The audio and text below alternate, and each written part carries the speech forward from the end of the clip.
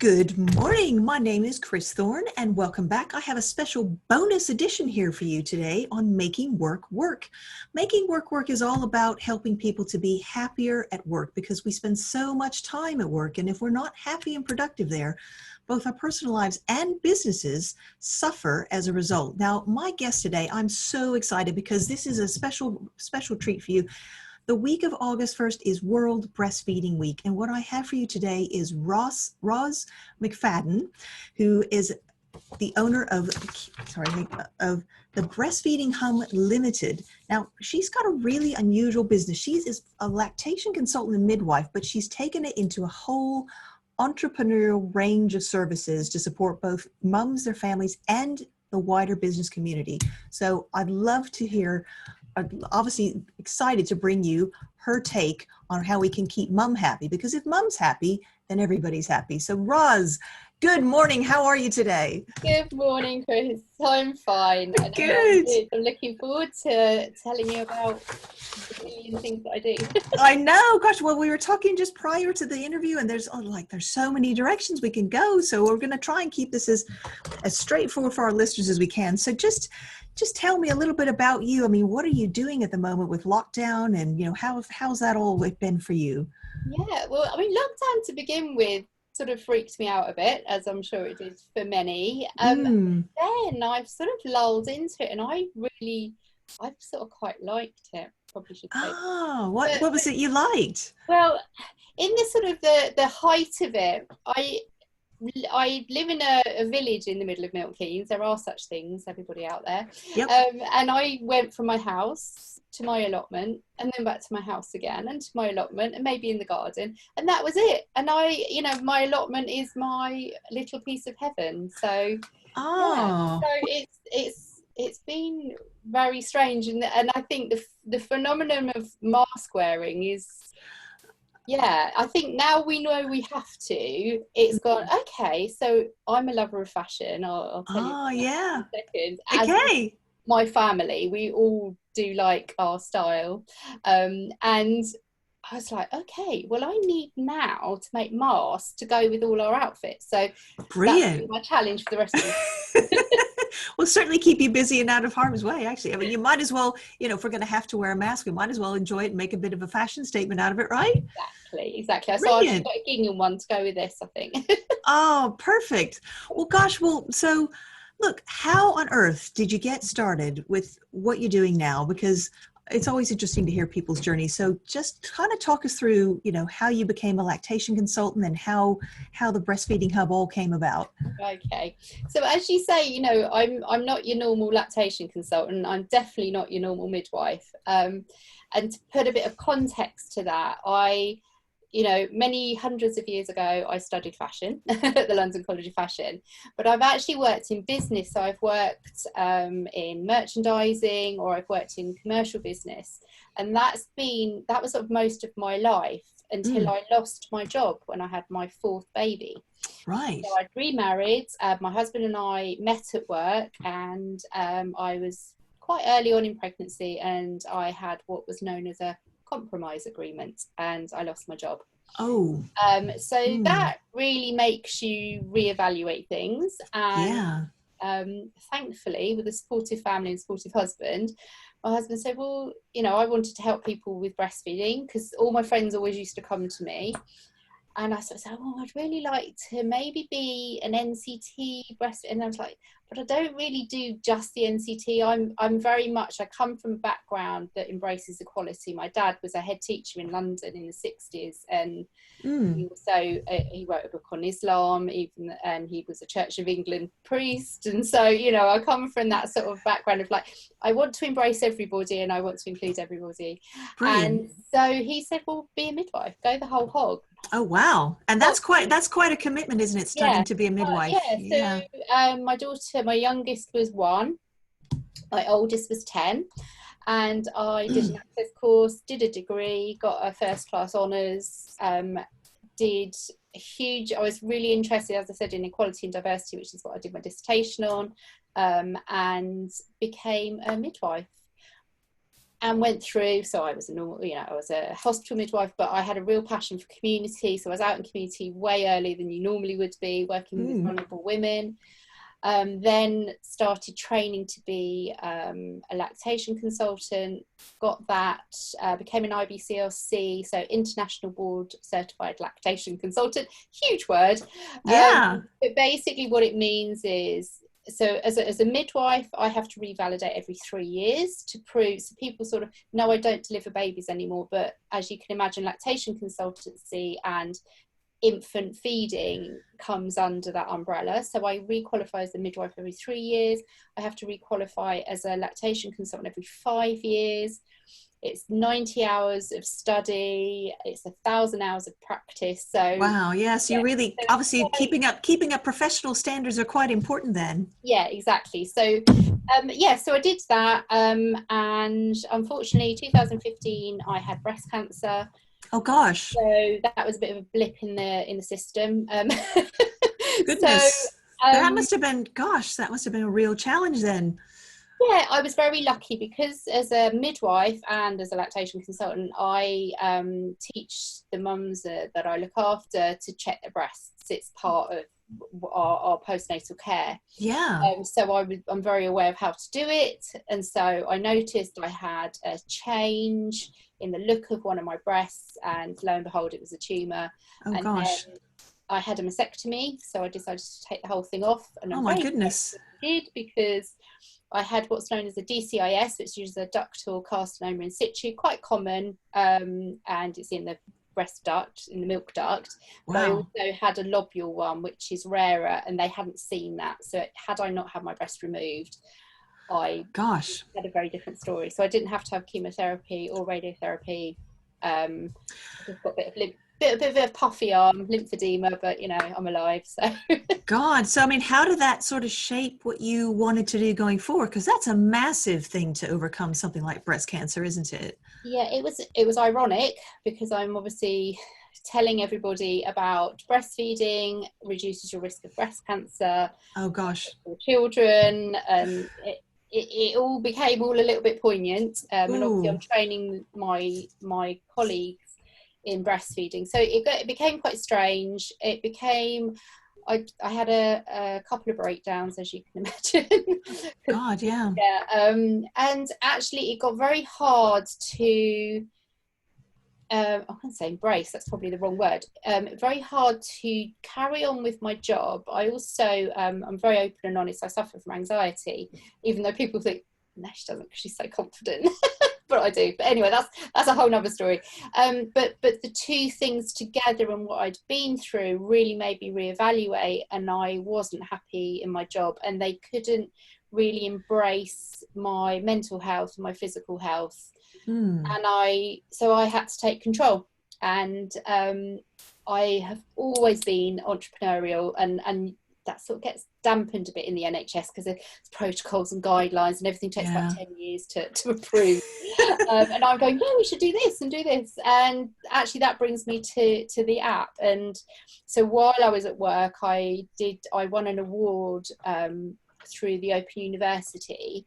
They did like a smart cities project, and I won a technology award as a citizen of Milton Keynes. Wow. And that award helped me pay for development of my app, and I got 2 software engineers who volunteered, and I developed the app. So the app, so you can see in the background, I can never get this right. It's on the other shoulder. Yeah. No, we can touch on the app a bit more later, but effectively the app tells people where they can go to feed, doesn't it? Yeah, and I'll talk about it, as you said, in detail, but the app really was the crux of building my business, because the app was right. That was at the start then. It was, because the hub, it was a breastfeeding hub, so a hub for all the information and services you need. That developed into the business idea.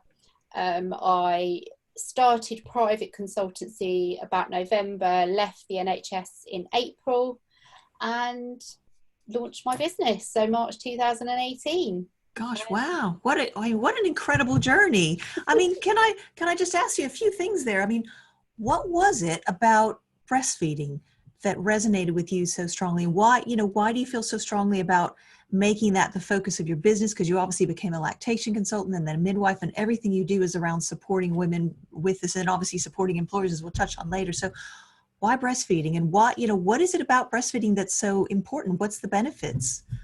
Okay, so why breastfeeding almost comes on the opposite of what the benefits are. Not the opposite, but the reason I was motivated to really focus and specialise in breastfeeding, I always encourage people to look at their timeline. What's your relationship with breastfeeding? So when I do training or talk to parents, and so if I look at my timeline, which I did, I was adopted, so my mother couldn't breastfeed me, but I know she would have done if she could. And actually, if I was looking after my mum now, I would be supporting her to lactate and breastfeed. So that's a whole story. But she breastfed all my brothers throughout the 50s and 60s, where the paediatricians were saying, "Are you sure, Mrs. Boyce, they're getting enough?" And she said, "Well, if they're not, that's all they're getting." My mum was very feisty and very intelligent. So I was brought up with it. My sister-in-laws, my brothers are quite a bit older than me, and I was brought up as a teenager with my sister-in-laws breastfeeding around me at Sunday dinner. So it was all very normal, but I also knew it was really difficult. And when I became a mother, I had the classic nipples hanging off, and I was told, "Oh, you've got fair hair, so it's going to hurt." And it's wow, all sorts of old wives' tales there. Yeah, exactly. But breastfed all four of my children with varying results. Became a midwife, and everybody hated doing the breastfeeding.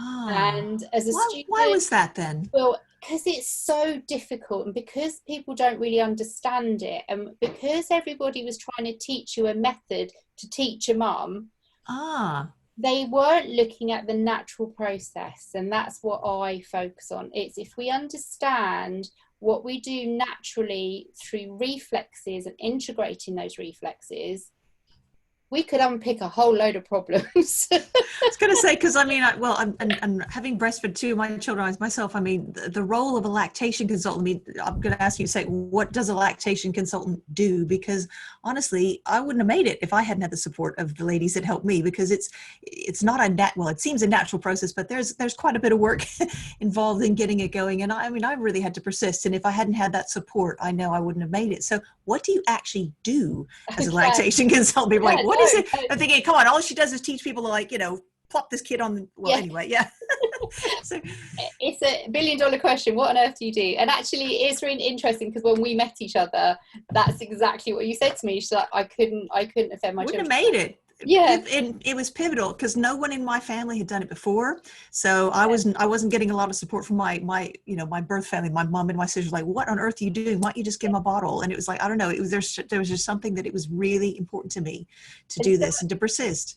So I think you epitomise why I do what I do and what I do. So as a lactation consultant, we're the specialists in the field, and you're thinking, why is there a specialist? Well, but people think, why is there a specialist in the field? If breastfeeding is so natural and so easy, why do we need help? A specialist. Yeah. Okay. I'm not going to go into it in huge detail today, because I will be here forever, because I get very excited. But it goes back to the undermining of women. It goes back to women who've had to go out to work. So the Industrial Revolution was a big change. Right. We have the rich, where they had wet nurses, so they didn't even want to feed the children. Yes, of course. They didn't have time. They wanted to socialise, so they had wet nurses.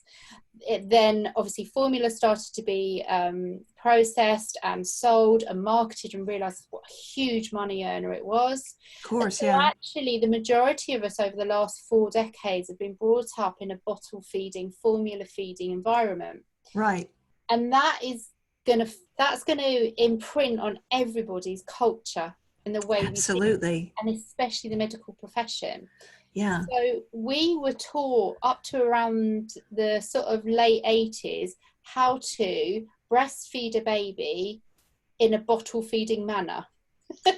Interesting. Okay. Yeah. What do you mean by that? Yeah.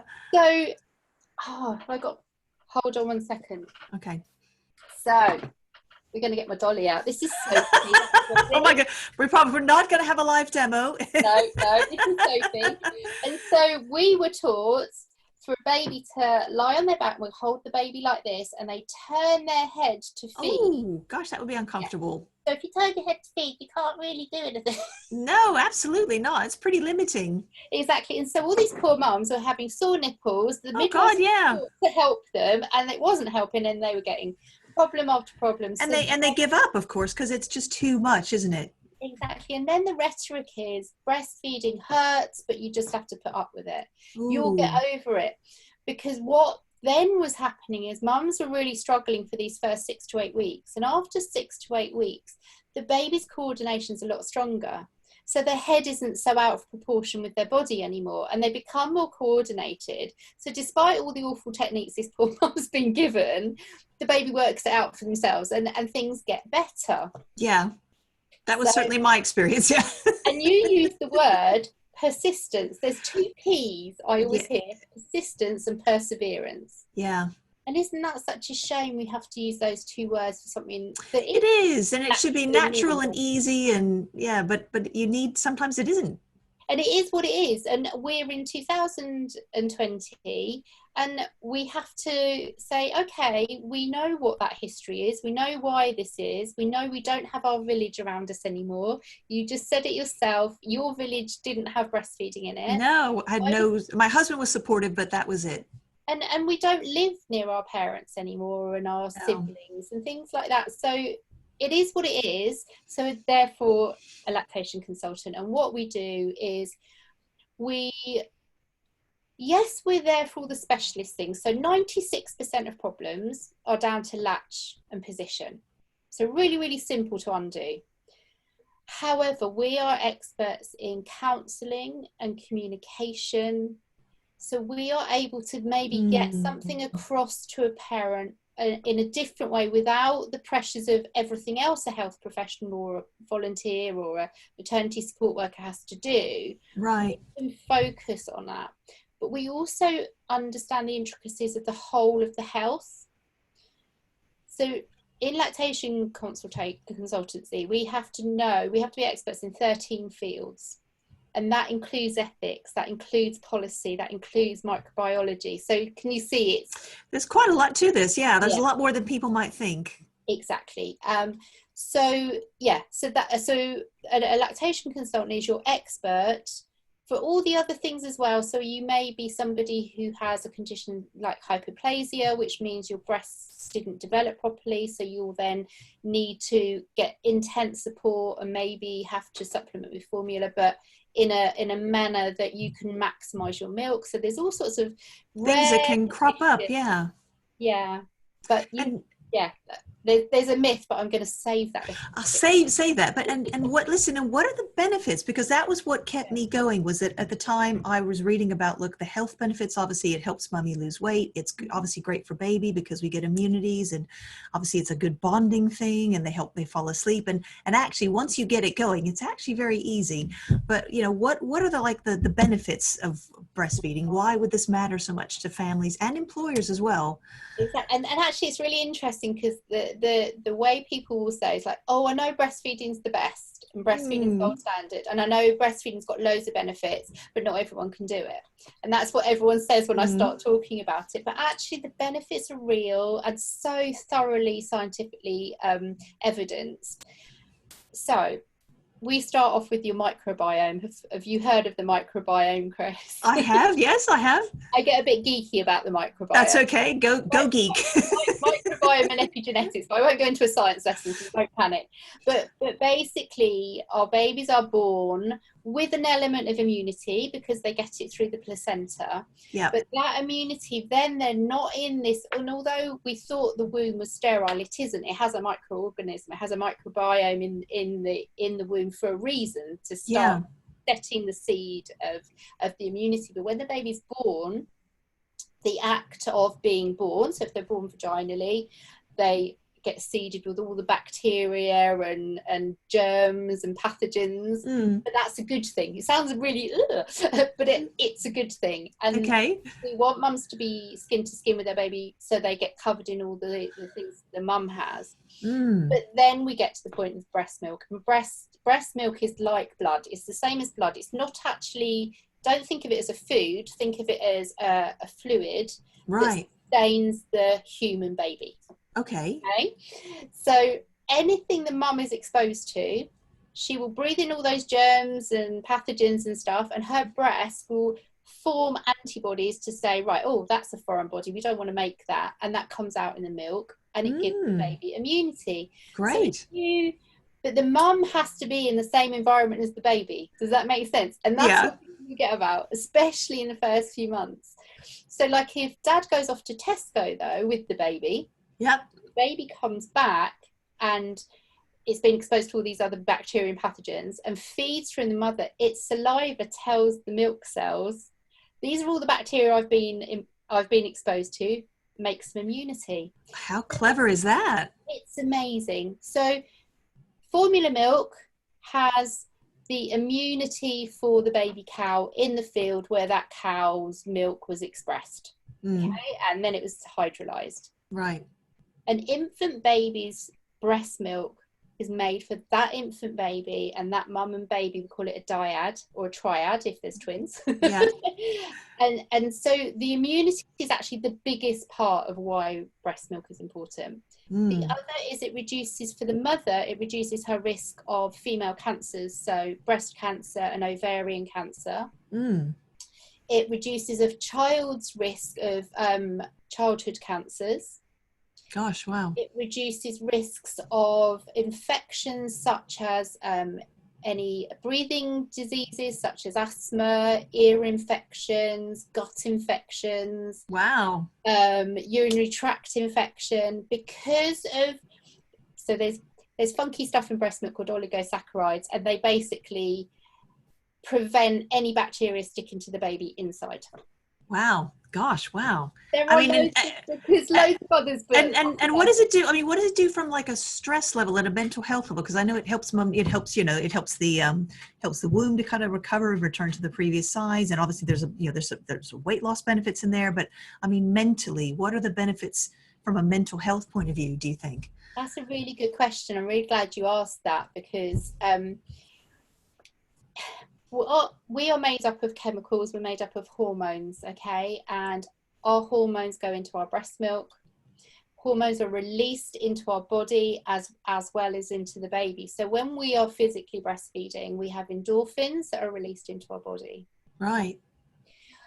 We have oxytocin and prolactin. Prolactin very much is a calming influence, as is oxytocin. So an oxytocin is what we call a cortisol, a stressor inhibitor. So when oxytocin is high, so when we're breastfeeding or looking at our baby or we've got them skin to skin and we can feel them, our oxytocin is high and it stops adrenaline or cortisol coming around. Wow, gosh, and you can just start to kind of see how that would really make a big difference, wouldn't it? Literally stops it. If the mum is really stressed, you can almost see the milk cells disappearing because she's stressed. The oxytocin can't flow, so her shoulders are up here. Oh yeah, gosh. And then there's that's like a knock-on effect, isn't it? Because she's stressed, and then everyone else in the family sort of. Mums are sort of the heart of the home, really, aren't they? So, then when she's stressed, then it just kind of, it's like a ripple effect, isn't it? Absolutely. And there are chemicals involved in mental ill health. So there are chemicals involved in depression, postnatal depression and anxiety. And those chemicals are also suppressed with the expression of breast milk. But I want to put a caveat, and this is where quite often in the health profession, they misunderstand the message that comes out. So people quite often who specialise in mental ill health in maternity will say, well, lack of sleep is absolutely a major trigger and risk factor for somebody who is already suffering depression or is at risk of to get purple psychosis, which is the highest version of psychosis postnatally. So we want to make sure they can sleep. Of course, yeah, because if you don't, well, that's the hardest part about being a new parent, isn't it? It's that sleep, and that affects mum and dad or partners, yeah. But if we understand what the realities of sleep are in terms of the first 2 years, 3 years of life, that it changes our thought process. So they think about sleep because we all think, of Mm. sleep. We think day night. Yeah, of We course. from a bottle feeding society where babies are so full with the proteins and fats in this processed milk, they Mm. have to digest it. But to the society and the wider society, a good baby is a sleeping baby. Mm. Yeah, which isn't Oh, quite true. that's Yeah. so how, I mean, how does all this benefit, well, we'll kind of touch on this, but how do you see that this, how does this help if I'm a business owner or an employer, you know, and I've got women that want to come back, you know, how does it benefit me to, you know, to do all this, to support them so that they can feed their babies and come back to Okay. work? Again, another really good question, and one that quite a lot of employers don't even think about. So this is where my passion comes into terms of mothers have to work, fathers have to work, parents have to work. Not always, and some people are very lucky they don't have to, or some people choose not to and will take that cut in their family finance, but people have to. And actually, when I started focusing on supporting mums to go back to work and so they can still pump and still breastfeed, and how do they plan it, it opened up the thought to me that actually the lack of support from the employer is not often their fault. It's they don't have the information, and if you don't have Ah, the you don't information, know how what to do you know do.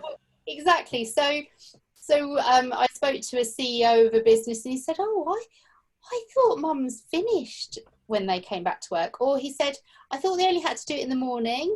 And when I explained to him, like, oh, right, yeah, well, that makes sense, actually. And it's just having those conversations. So Yep. that's one part, having a conversation with somebody about breast milk. Because they don't know. Yeah, Yeah. and they're like, oh, and they all get a bit Benny Yeah, Hill about they foods get, but, and ooh, I don't stuff. want to know this. Yeah. Yeah, exactly. I just want her to turn up and do her job, basically. I don't want to know Yeah, what she's doing outside of it.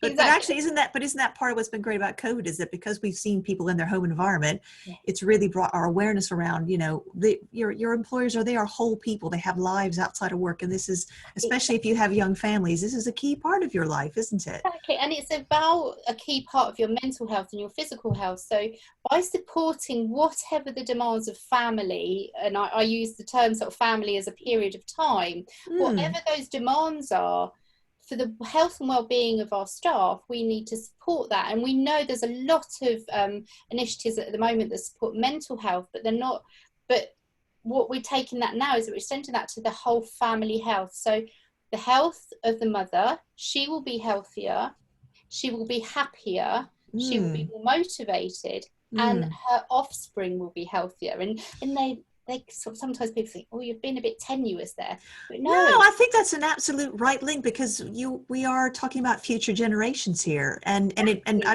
think I remember reading somewhere that, you know, breast milk was supposed to actually help you become more intelligent. That was one of the Yeah. motivators for me, and so I mean, who doesn't want that? So yeah. Well, Exactly. God, Roz, look, talk me through just kind of, because there's different phases to your business, isn't there? Yeah. There's an antenatal element, and then there's obviously the supporting of women once they are trying to get the feeding going, and then making the transition back to work, and then some very exciting things that you're doing in terms of supporting employers. So can we just kind of talk through that cycle? Yeah.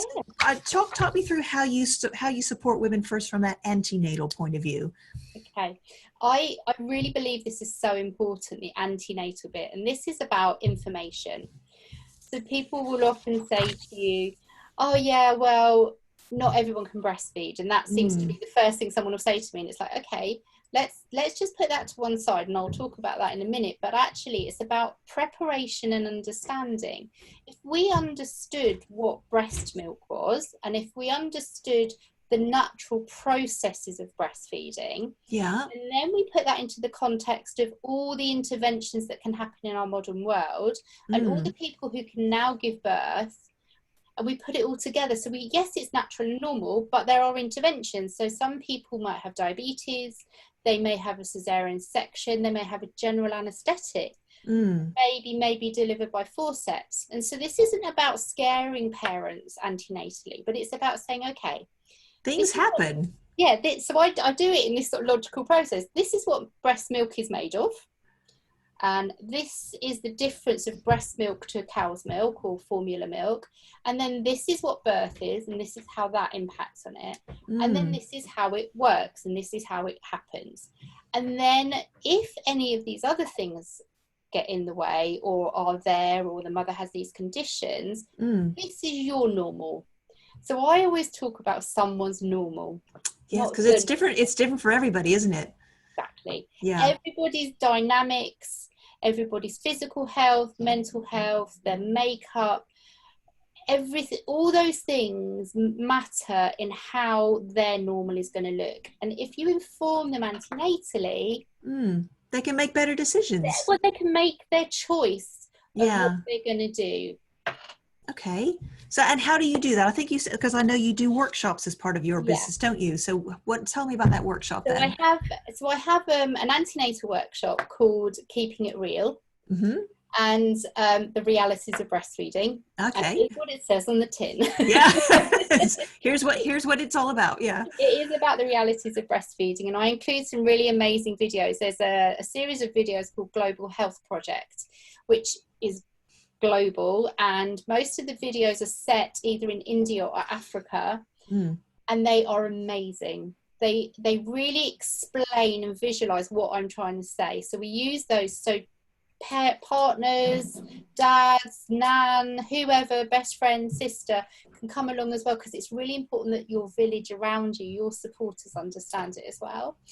So I offer that. It's a 2-hour course, but I've also written a course that's integral in another antenatal online session by another company called Breastfeeding, the Parent Education Company. So they do an online course. So so it's different offers, but yeah, Keeping It Real is a standalone breastfeeding course, and I wrote it because in the other courses you get, they're always, so you have your NHS parent class, and there is a breastfeeding class, and you have the NCT classes, but they very much focus on how natural and normal breastfeeding is. And I'm sort of gloss over. Yeah. I'm not saying that in a negative way, and it may sound like that, but really it's about, that's lovely, and people know that almost generically. I want to really tell them about the realities and what their normal could look like, and then they're more informed. Yeah, and so once they know that, and then obviously babies arrived, and then you support them in terms of actually getting it going, getting it established, and obviously then the breastfeeding app comes in as well, because often when you're out and about, finding a place that you can feed and dare I say not be judged, but also just feel comfortable and confident. So tell us a little bit about how you support women just as a lactation consultant, and then how this kind of feeds out into the app. Well, exactly. So again, it's about that journey. So it's about information. So I could have told you everything antenatally, and then you get your baby, and then you have your scenario.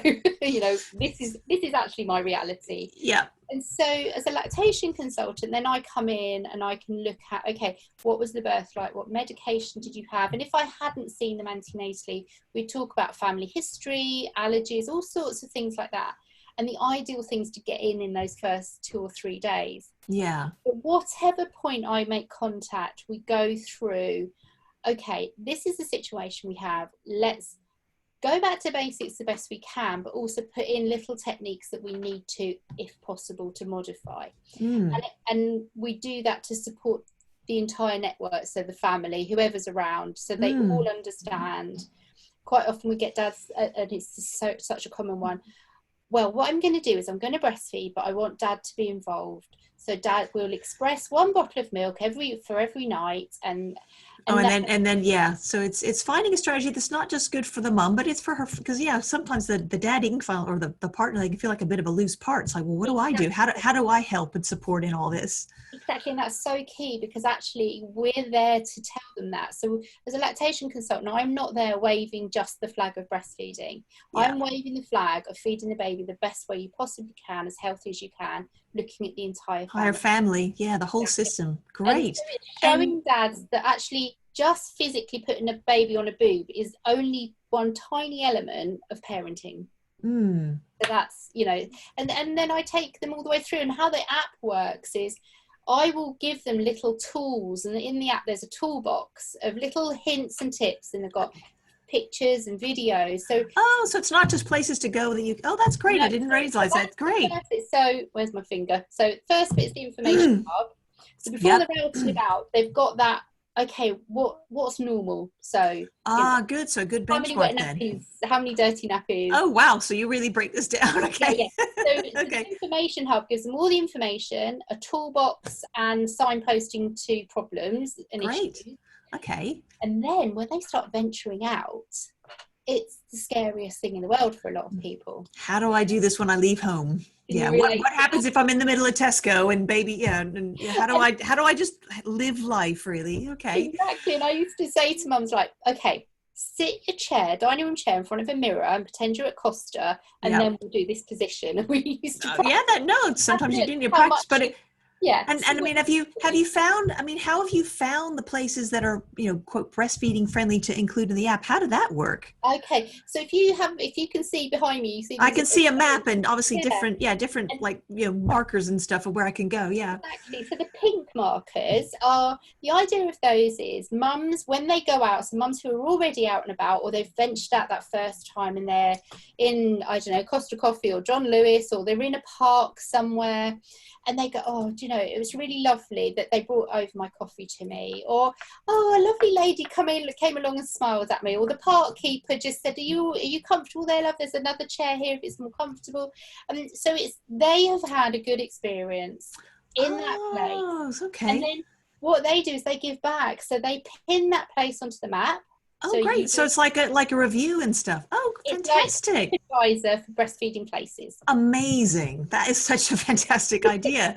And then what are the blue ones? Are the blue The ones where blue ones, so you've pink ones, mum to mum supporting each other. And then okay. the blue ones are for public health authorities or NHS trusts. Oh, right. They Okay. can pay for a license to have all their breastfeeding groups pinned to the map. Oh, amazing. And so a mum can say, right, okay, I'm in Luton. She can hover around on the map and it works on GPS tracker. And she can click on a blue pin and it tells her where the local group is, where she's physically at that time. Oh my gosh, how fantastic is that? Oh, great. So we've kind of gone through the gist. So we've got mum, she's doing her feeding, she's all going, she knows where to go, and then now she's got to go back to work. Yeah.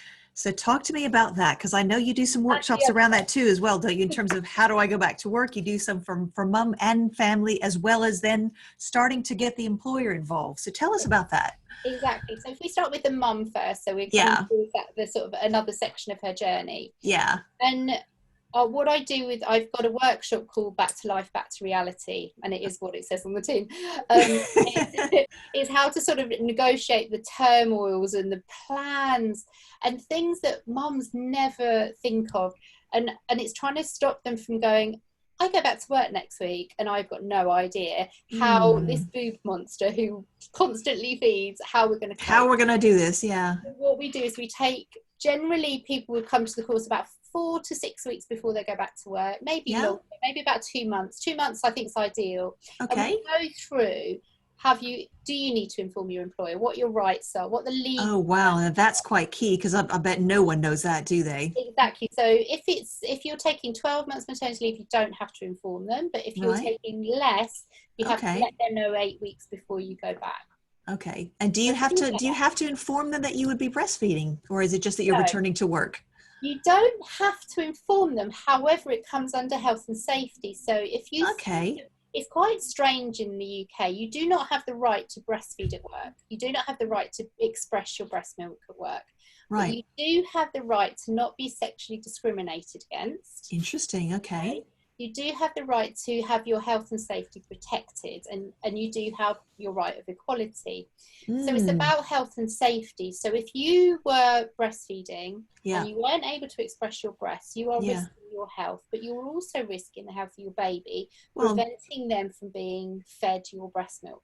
well, and potentially your mental health as well, because it's stress, isn't it? And if you're stressed and you're not in a good place because you're trying to navigate this, or you have an employer that doesn't understand, or just the Yeah, practicalities of the place that you work is really difficult to, if you're not mentally in a good place, you're hardly going to be productive and engaged at work, are you? exactly. And the idea, and we know, and research shows us that a supported employee, and particularly in America they do a lot of studies about this because the maternity leave is a lot shorter, that they found they get 94% retention rate if an employer Wow. is a breastfeeding friendly understanding employer. So Wow. a That's quite a big powerful percentage, statistic. It is, and other statistics, other research looks at staff who are cared for, their health and well-being, and their entire family is cared for in the eyes of their employer. They will have improved motivation, improved production, improved Right. retention, and then if we go on to breastfeeding, improved gender pay gaps, we close the gender pay gap. But also, they're going to take less carers leave, they're going to take less sick leave, because their mental health is better. And that's all a cost of business. Exactly. The number of sick days, or if it goes really wrong, you could have complaints or grievances. So yeah, this is really well worth looking at. And the children are going to be less sick, so they're going to have less time off. So hugely important to understand how to negotiate that and get all those conversations before you go back. So do you talk them through how to potentially have that conversation? Yes, I do. And I'm really sorry if there's some background noise. It's okay on my end. Yeah, that's fine. So we take them through. What I do is I equip them with the facilities to be able to write a plan. So we have a booklet, and we go through the booklet and we talk about, right, what time do you leave work? No, we go before that. How many times do you feed? What does your day normally look like? When do you normally get up? Yeah, just the kind of practical day-to-day things to think about. When will you have to leave work? When will you see your baby next? And what we do is work out their magic number. Okay. What the magic number is the amount of times you need to breastfeed or express to maintain your supply. Okay. At the point at which you're at. So some mums may only be feeding morning and then evening, night. So yeah, that's obviously quite different as opposed to someone who's got to fit one in the day somehow. Exactly. But even then you still need to maintain. So they may only need to express maybe once in the working day. Others who breastfeed like you just whenever the baby's around and they want something, because they don't just do it for food, they do it for comfort. They do it for developmental stress, they do it for all sorts of reasons. You may have to express a couple of times initially and just for a few months, and so that is having all those it's all that information. And then so once they've got their plan to go back to work, then what do you do in terms of supporting the employers? Because I know you do a workshop for employers as well, don't you, in terms of how do we manage all this? So tell us about that. Exactly. This isn't about knocking employers at all, because no, it's just it's something I think that they just may not be aware of and not realize that actually this could be a key aspect of your employee experience that you need to think about. Exactly. And so what I do is I suddenly sort of realise, actually, this needs to come from their end too. So they need to understand that mums are going to be asking them this. So what we do is I do a workshop called Strategise for Family. And I have a pitch, and my pitch is I rock up in a room of people and I go, I'm pregnant. Ooh. And they all look at me. And I bet that's an instant hook. I know 53-year-olds can have babies, but the point is how would you react if one of your employees came to you and said that? Exactly. And it's about showing them how to have those awkward conversations around pregnancy and breastfeeding. It's also looking at their policies they've got in place and the things that they have in place. They may be ticking the legal box, but actually, do they understand what the needs of those employees are? Oh my gosh, yeah. You may offer them a locked room, but that locked room may be a prayer room, and it may also be the medical room, and it may also be the chill room. So for people who are neurodiverse, they may have so they've got these rooms and they've ticked the room off. Oh yeah. But there's 5 different groups of people that need the room. So it's not exactly a quiet or private or calm sort of setting, which would obviously be your ideal, wouldn't it? Oh, okay.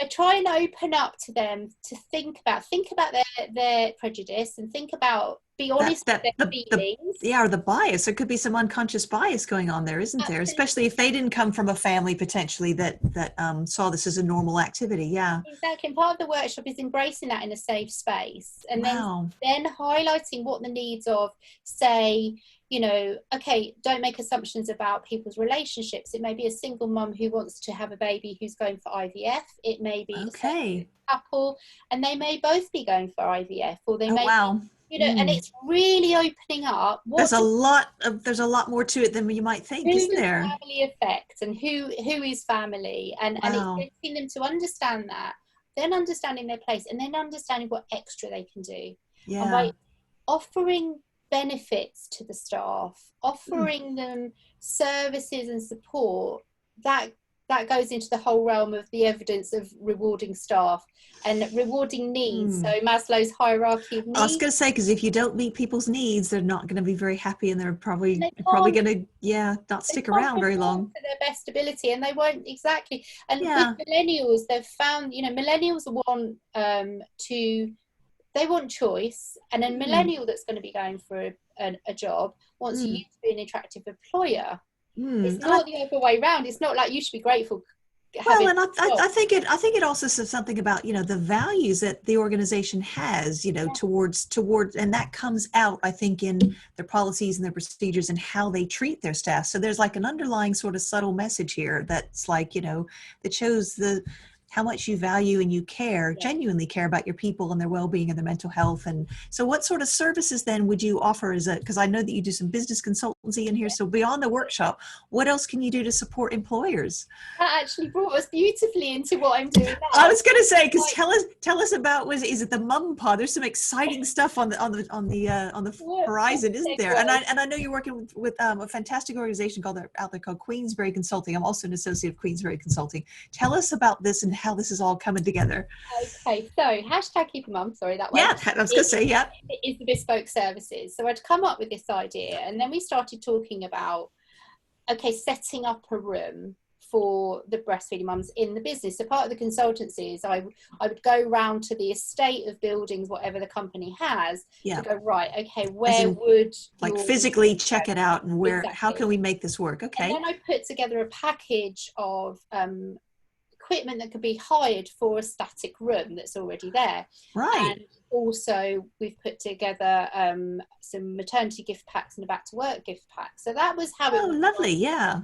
And then I was like thinking, well, actually, we want something a little bit more, not everyone has an office that they can allocate. And also mums need somewhere to pump their breast milk when they're away from baby, if she's going on a hen do, or if she's going on a business trip, or if she's doing a kit day in the middle of her maternity leave, and it's, I don't know, 200 miles away. They need somewhere to go and express. So that gives us two options. We need to go and express in our place of work, or we may need to go and express out and about, or breastfeed if the baby's close by. So yeah, okay. I designed a mum pod. I love the sound of that, the mum pod. So what is the mum pod? So the mum pod it's like a little pop-up unit that will comfortably see a mum. It will be wheelchair access as well. So if the amazing, go in, it will be big enough for a wheelchair's turning circle. And so if you look at it in the work environment, right, it means that the mum can use an app to book it out. Okay. It's just for her, so it's not for anybody else. She can book it out for certain times. So she may have a lunch at 12:30. She wants a 20-minute express. She can go in there, express, or she can, if she's got meetings after meetings, she can go in there and express, but have her laptop so she can work still. It's having a comfortable, clean space that is booked by an app, so it is secure, that a mum can have some private time to express or breastfeed. Now, and I don't mean breastfeed that people should be hidden away when they breastfeed, but it's about choice and if they want to. So if you're in the airport, or if you're on the railway station, because that was the other thing as well. It's not just in a business, but like out. You were talking about events and public places, and so it was getting quite exciting. We were talking before, wasn't it? Absolutely, and there really is a need, because when and this is why I'm an entrepreneur, so I will always come up with an idea. And when I was doing my Back to Life, Back to Reality workshops, I was realizing mums are gonna need. They're like, well, I've got this meeting, I've got this, and I don't know where I'm going to express, and what am I going to do? And that's where the solution came from, a need. So that's being designed as we speak. I'm hopefully going to be talking to I am talking to some large corporate businesses, but on the back of that, I have gained some investment from a consultancy, and they are Queensbury Consulting. So I have two relationships with the consulting firm, and they are a firm that really focuses on equality, diversity and inclusion. And that is, it's almost like I've come full circle. That's what my dissertation was on. This is amazing. my life. My dad very much flew this flag, and I'm sort of going back into it. And so not only are they there as my investors, but also have asked me to join as you as a consultant. And so I'm heading up the gender side of looking into people's what a member of staff and what the management or the business feel their position is in that area. So in that of maternity or breastfeeding or whatever. Right. Okay. And then we work out solutions for them. So I was saying that's a huge market, actually. I can see. Oh, this sounds so amazing. Can I just ask you, what are some of the sort of common myths about this whole breastfeeding thing, and how we go about supporting it? Because we were just touching a bit on that earlier. What were some of those? Excellent. And actually, that's what I said. I'll bring it. The main one is a lot of women just can't do it. Ah, yes, that is, yes. And I can't tell you how loaded that sentence is. When someone says that to me, it could just be their perception, right, from culture, from their community, or it could come from a very deeply emotional place. They wanted to start breastfeeding, they weren't supported, they then thought they couldn't breastfeed because mums will always blame themselves for something, and so they take it from that point that not everyone can.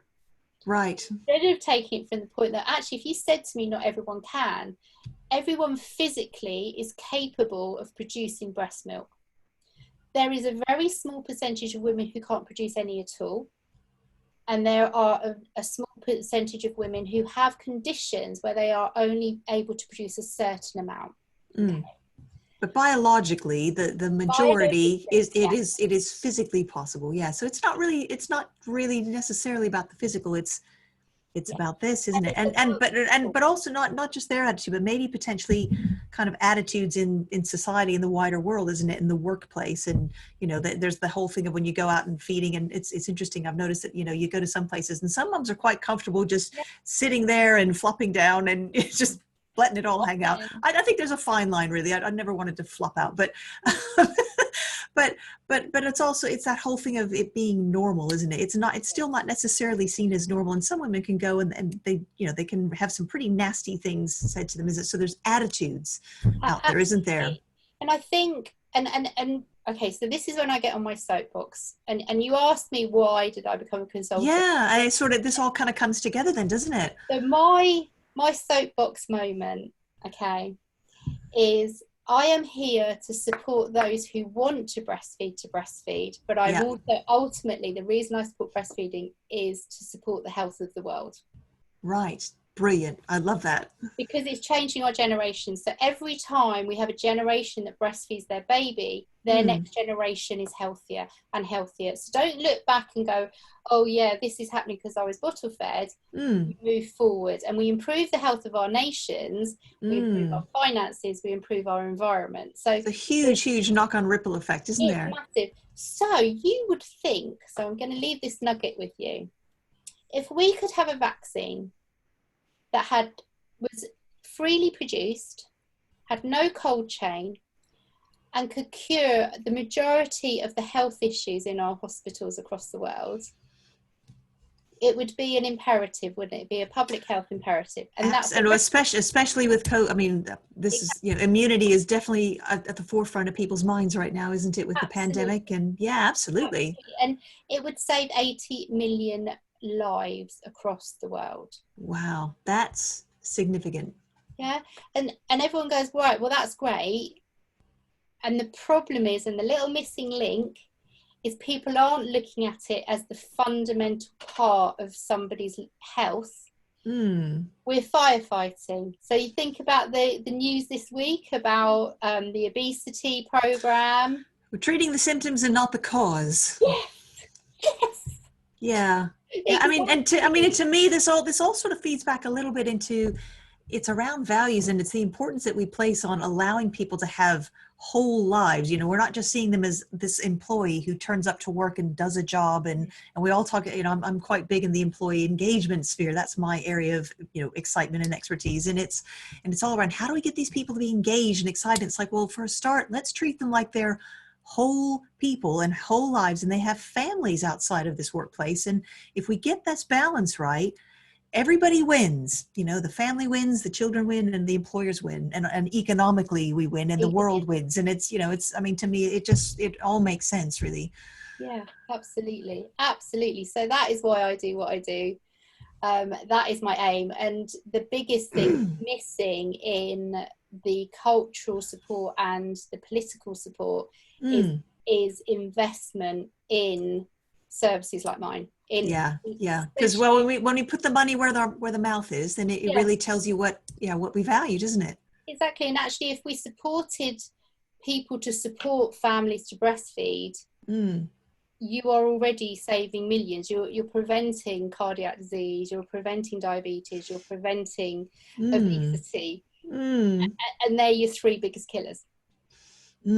So there's a strong case really on the on that sort of mental and physical well-being and health side. And if I was a bit of a a hard-nosed employer, I'm looking at my bottom line. I mean, what business case wise, what is my business case here for supporting this? It's a really good point. And actually, when I look at what statistics that I talk about, so back in 2014, there was a report done by Oxford Economics and sorry, my phone just beeped, by Oxford Economics, and they quantified the cost of re-recruiting.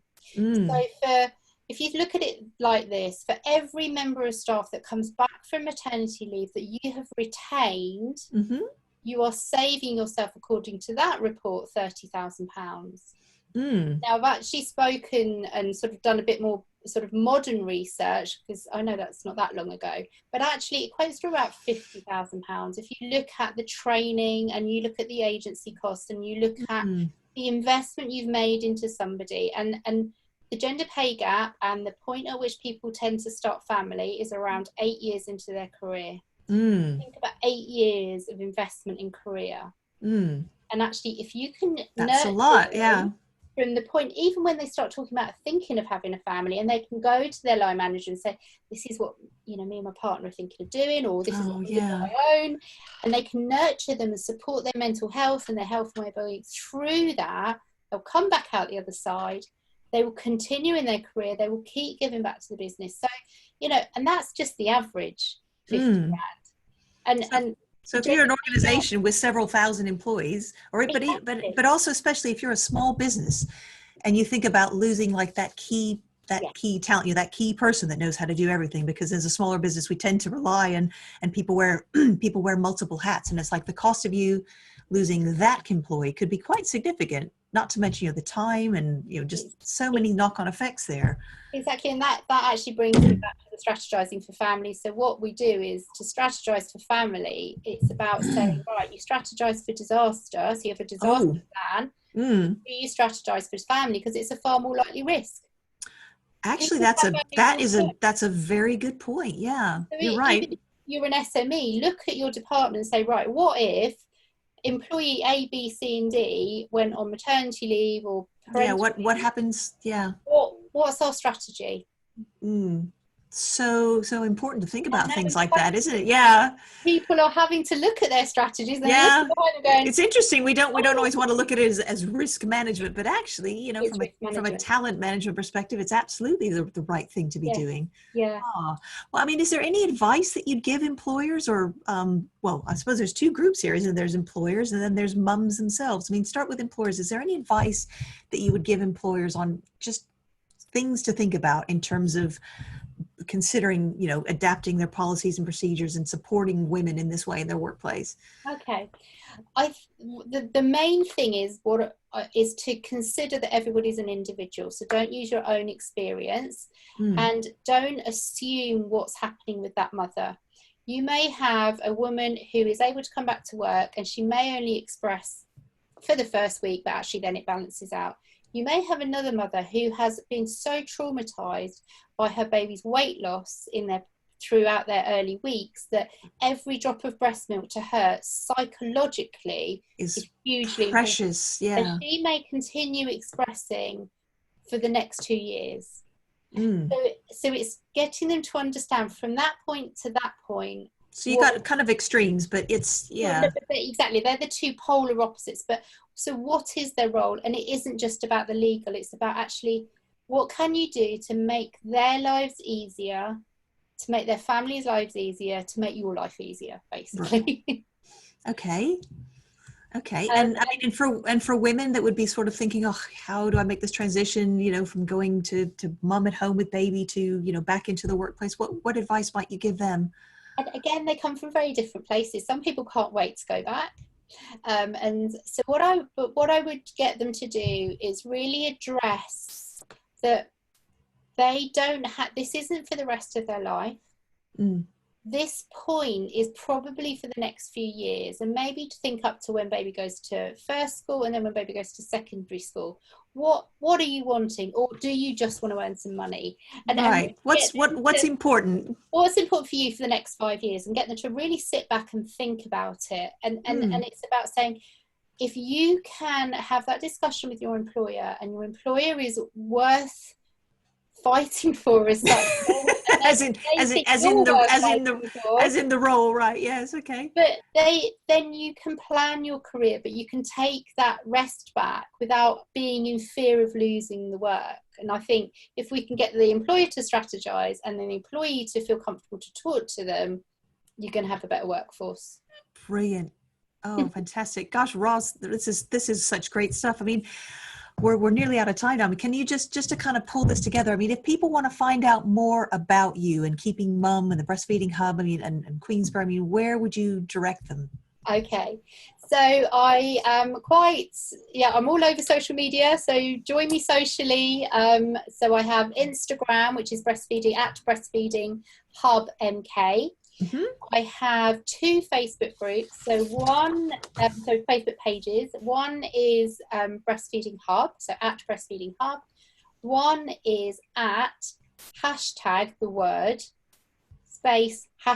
#Keeping Mum. So that's a page. On the banner behind you, I suppose, yeah. Yes, and then I have 2 small groups which are set up for working parents. We have #Keeping Mum group and #Keeping Dad. Keeping Dad. Now that's an interesting. We didn't talk about that, but okay. We've got something very exciting about that, and maybe we can have a chat about that with my friend Marvin, who is going to be heading it up for me. He's a dad with young children, and we're going to do a lot of work about working dads, a lot of chats about how they can talk about trauma openly. Wow. And that's also in the context of being a working parent with children. Wow, gosh, that sounds like that's sort of the sneak preview, really, of what's to come. Oh, great. Okay.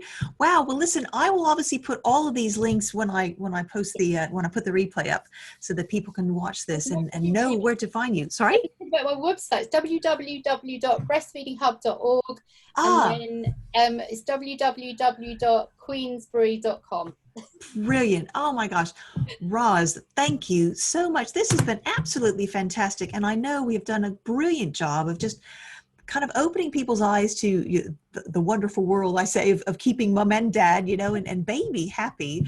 Because obviously if our families are happy, then our workplaces are going to be happy and benefit as a result. So I hope that you have enjoyed this week's edition of Making Work Work. And obviously I will place all the links and resources in the replay. Speak to you next week. And